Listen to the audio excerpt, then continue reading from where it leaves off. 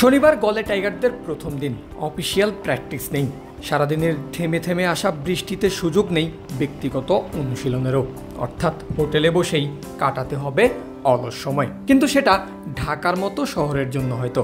গলে বাংলাদেশ যে হোটেলে অবস্থান করছে তার প্রকৃতি টাইগার ক্রিকেটারদের রুমে থাকতে যে দিবে না সেটা খুবই স্বাভাবিক। হয়েছেও তাই, গুড়ি বৃষ্টির মধ্যেই লিটন বিজয় জাকের রানারা বেরিয়ে পড়েছেন হোটেল ছেড়ে।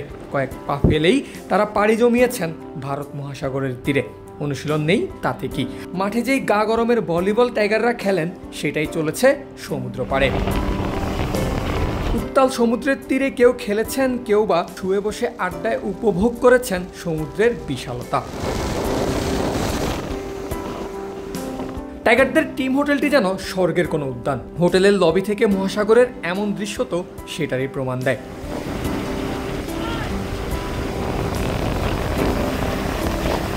22 গজে বাংলাদেশের সময়টা ভালো যাচ্ছে না একেবারেই। তাই লঙ্কা সিরিজের আগে এমন মন ভালো করা নৈসর্গিক জায়গার ছাপ পড়ুক তাদের পারফরমেন্সেও। প্রত্যাশা সেটাই থাকবে।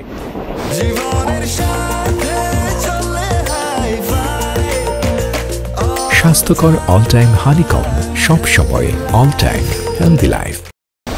যদিও হোটেলে বসে খেলা আর সৌন্দর্য উপভোগ করেই সময় পার করছেন না বাংলাদেশের ক্রিকেটাররা।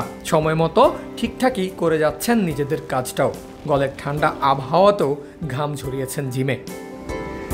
রবিবার থেকে শুরু হবে টাইগারদের অনুশীলন, তবে আবহাওয়া বলছে বৃষ্টিতে সেটা সম্ভব না একেবারেই। গল টেস্টে এখনও বাকি 3 দিন। তার আগে মাঠের ক্রিকেটে বাংলাদেশ প্রস্তুতি সারার কতটা সুযোগ পায় সেটাই এখন দেখার বিষয়।